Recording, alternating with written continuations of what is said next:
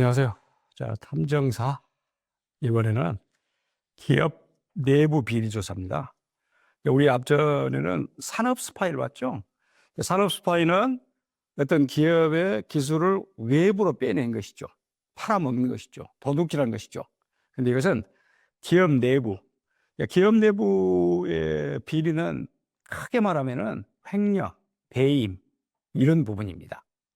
자, 그래서 기업 내부 비리의 유형과 조사 방법 학습하는 것. 물론 이것도 탐정사가 어떤 의뢰가 들어왔습니다. 어떤 기업에 우리 기업체에 이러이러한 사람이 조금 의심스럽다. 다시 말하면 횡령을 한다. 배임을 한다. 근데 근거가 없다. 근거 안 보인다. 어떻게 찾을 것이냐? 라고 의뢰를 했을 때, 물론 근거 남기면 금방 찾습니다만은, 이것도 기업 내부 비리도 그렇게 빈번하진 않습니다만은 꽤 있습니다. 왜냐하면은 사람의 욕심이라는 건 또 한정이 없잖아요. 그러다 보니까 내가 받는 월급으로 가지고 못 살겠어. 그러면은 기업 내 것도 아니고 또 물론 사장 것이겠지만은 회사 것이겠지만은 이게 내가 조금 훔쳐먹은다 해서 어떨까라고 생각할 수 있죠. 이게 말 기업 비리입니다. 자, 기업 건전성 확보를 위한 필수 과정 보세요. 재정적 손실 방지하자. 직접적 자금 유출 차단, 손실 해소. 물론 직접적 자금 유출 할 수 있겠죠. 회사의 어떤 계좌랄지 자기가 그걸 담당합니다. 특히 기업 내부 비리는 그 어떤 회사의 돈을 다루는 부서, 경리 파트랄지 이런 부서의 직원들이 대부분 사고를 칩니다. 직접 자금 유출을 하니까 그걸 막자는 거 아닙니까? 또 만약에 손실분이 있으면 회수하게 하고, 그래야 기업이 건전하겠죠. 기업 신뢰도 유지, 고객, 투자자, 파트너사의 신뢰 확보. 간혹 여러분들 이런 내용 뉴스에 보잖아요. 어떤 은행 직원이 고객이 맡긴 돈을 가지고 주식에 투자한다든지 암호화폐에 투자한다든지 해가지고 몇 억씩을 해 먹었다. 이게 드러났습니다. 왜? 고객이 당연히 자기 돈을 찾으러 왔는데 없어. 그럼 어떻게 되겠습니까? 또 어떻게 되겠습니까? 그럼 이 기업의 어떤 신뢰도 대단히 실추하겠죠. 그 말입니다, 지금. 고객, 투자자, 파트너사 신뢰 확보, 이건 문제겠죠. 그것 때문에라도 또 윤리 경영 확립, 건전한 기업 문화 조성, 재발 방지. 그렇습니다. 그렇게 해서 문제가 생겼다. 직원이 내부 비리가 생겼다. 당연히 법적 대응해야 되겠죠. 징계, 해고, 고소, 그리고 물적 피해에 대한 손해배상까지 해야 되겠죠. 그렇게 해서 정말 기업이 내부의 비리가 확실하게 뿌리 뽑도록 하자는 것. 또 그것을 찾아내기 위해서 탐정사에 의뢰했다라고 볼 수 있겠죠. 자, 체계적인 내부 비리 조사의 시작점. 맨 처음에 내부 고발 내용 분석, 제보 내용 신빙성과 추가 확인사. 특히 내부 고발 내용. 소위 말하는 내부 고발자라, 또 우리는 공익신고자라 그런 말 하죠? 영어로는 휘슬 블로어라고 합니다. 휘슬 블로어. 호루라기를 부는 사람. 휘슬 블로어. 또는 딥스로트라고 그래요. 딥스로트. 깊은 목구멍이라는 그런 뜻인데, 그건 옛날 영화 제목입니다만 원래 그렇게 불러요. 그러니까 내부 고발자가 있었을 때 일단은 이 조직에 문제가 있구나 라고 알겠죠. 그다음에 내부 자료 검토합니다. 회계장부, 계약서, 이메일, CCTV, 특히 회계장부를 보니 이건 엉터리야. 또 밖으로 유출됐어, 누군가가. 그러면 거기서 그걸 보고 여기는 문제가 있구나, 찾아내야지라고. 비리 발생 추정 기간, 언제부터 언제까지 추정 기간.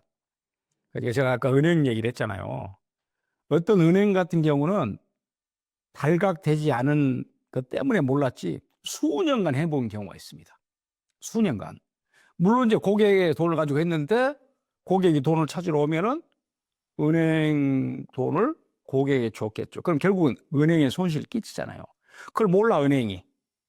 감사했을 때 안 걸렸어. 그래, 수년간 해먹어요.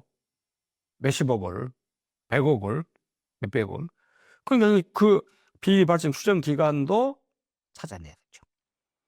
비리 의심 대상자 및 유형. 제가 아까 말했지만 횡령. 횡령은 뭐겠습니까? 횡령은 그 회사 돈을 자기 돈으로 가져간 것이에요. 그 횡령이지. 리베이트는 뭐냐면은 예를 들어서 회사에 물건을 납품하는데 100원짜리 납품하면은 회사에게 100원짜리 납품해서 다 회사 계좌로 들어야 되겠죠. 근데 어떻게 합니까? 100원을 납품하는데 내 계좌로 10원이 들어오게끔 만들어. 리베이트를 내가 받아. 이것도 횡령입니다만, 리베이트도. 정보 유출. 또 우리 회사의 어떤 내용들을 밖으로 보여준다. 정보 유출한 건 일종의 산업 스파이가 되겠지만, 뭐 마케팅 전략이랄지 공연이 수랄지 뭐 이런 것도 유출할 수 있겠죠. 이런 체계적인 내부 비리 조사가 시작됐고, 자, 이제 가장 대표적인, 가장 빈번한 내부 비리 유형에 대한 조사 봅시다. 어떤 얘기가. 자금 흐름 추적. 제가 말이죠. 횡령입니다. 이 횡령. 계좌 이동, 비정상 제출, 현금 인출 내역.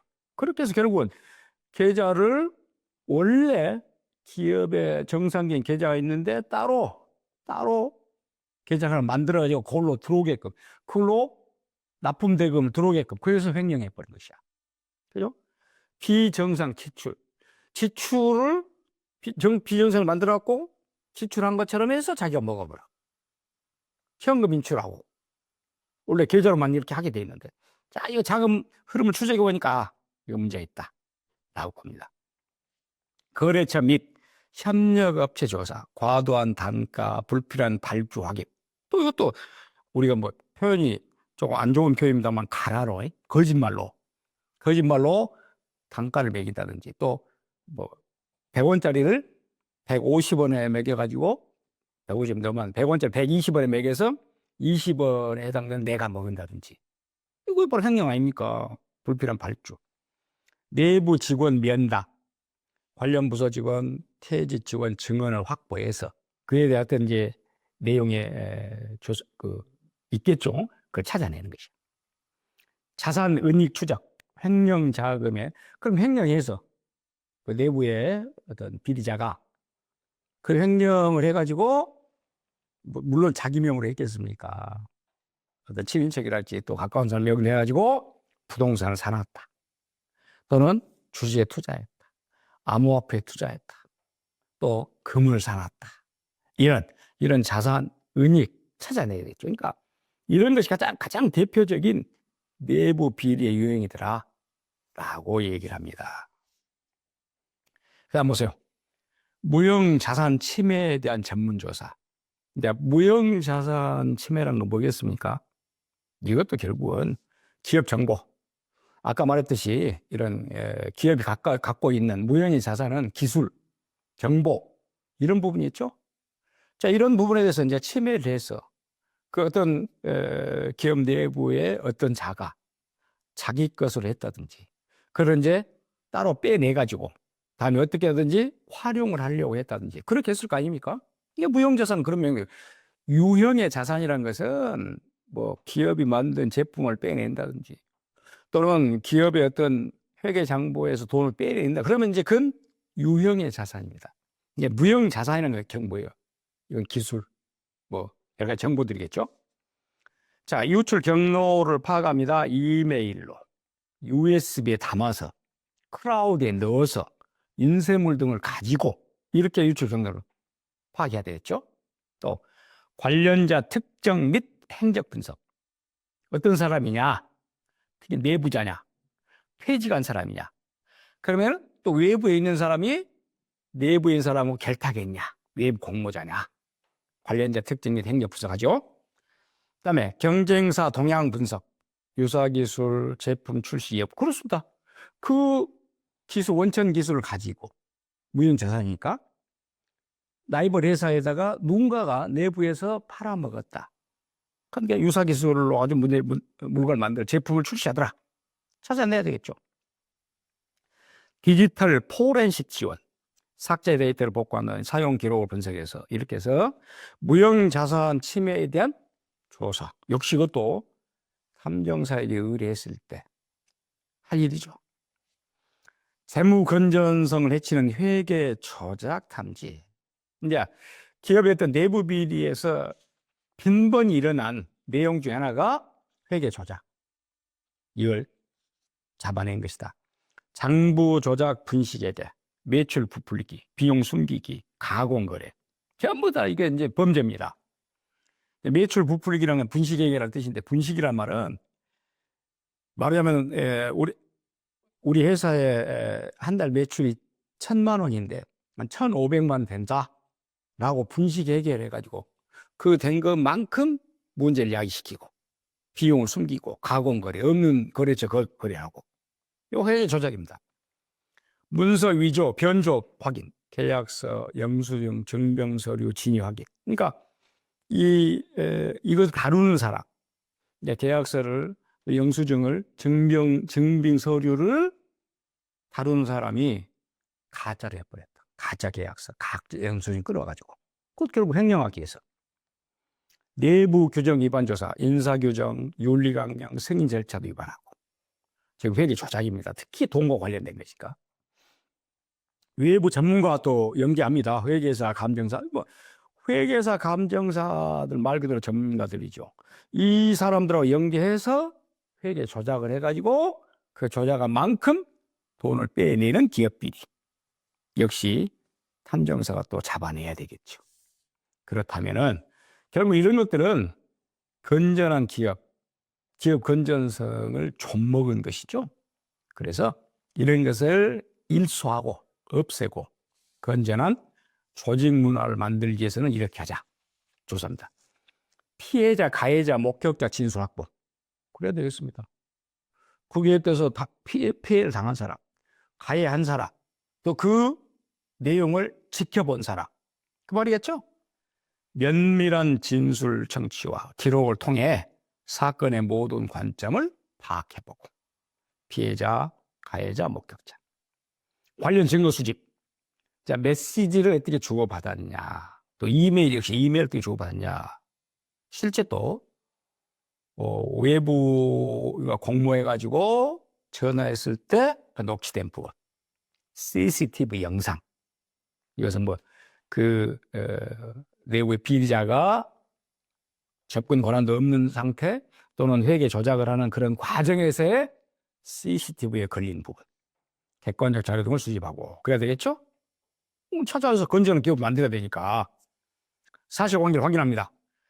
객관적 증거를 기반으로 사건을 재구성하여 정확한 판단을 도출한다. 물론 의심만 있다고 해서 그 사람을 내부 비리자 이렇게 하면 안 되겠죠. 정확한 자료가, 증거가 나와야 되겠죠. 그 사실관계 확인입니다. 조직 문화 및 환경 분석, 구조적 문제점을 파악하고 건전한 조직 문화를 위한 개선 방안을 제시해야 되겠다. 그렇습니다.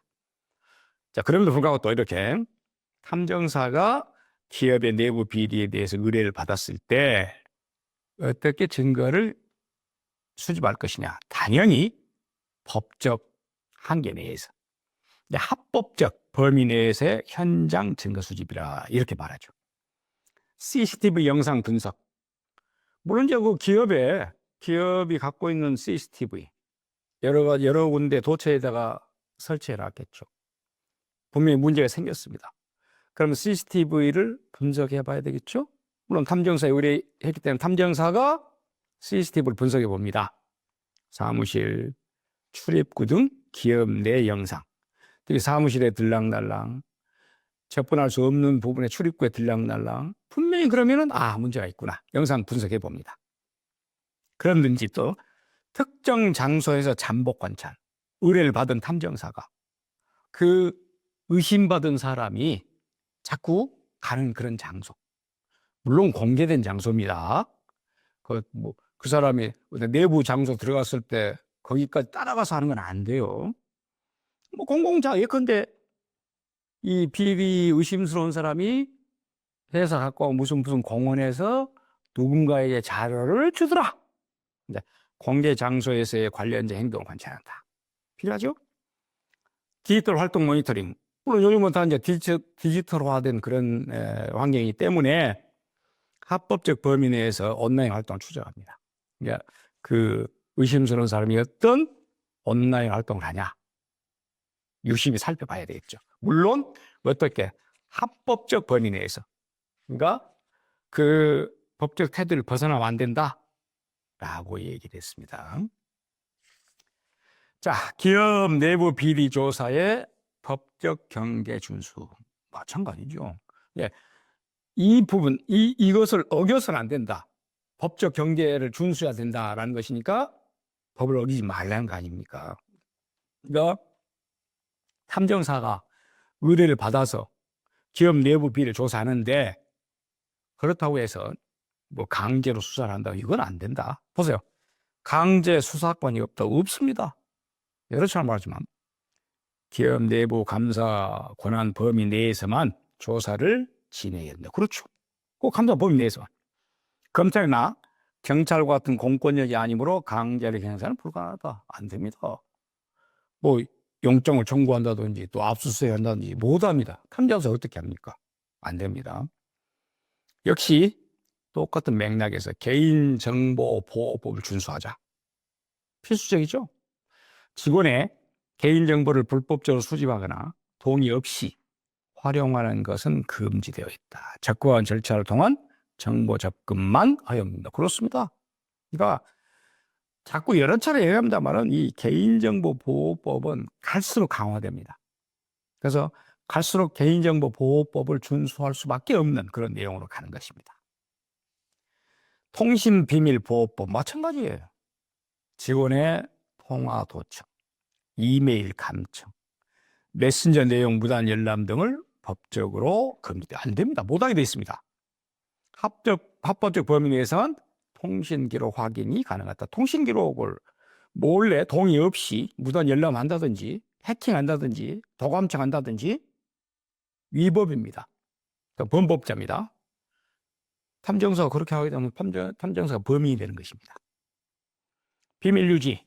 자, 이렇게 해서 내부에서 알았던, 그 기업이 알았던 내용들을 밖으로 유출하면 안 되죠. 조사 과정에서 습득한 모든 정보는 철저히 보안을 유지한다. 관련자의 명예와 프라이버시를 보호하며 정보 유출 방지한다. 그렇죠. 자, 이렇게 해서 기업 내부 비리 조사를 했습니다. 조사 끝났습니다. 끝나고 나서 거기서 멈춘 것이 아니라 바로 효과적인 후속 조치.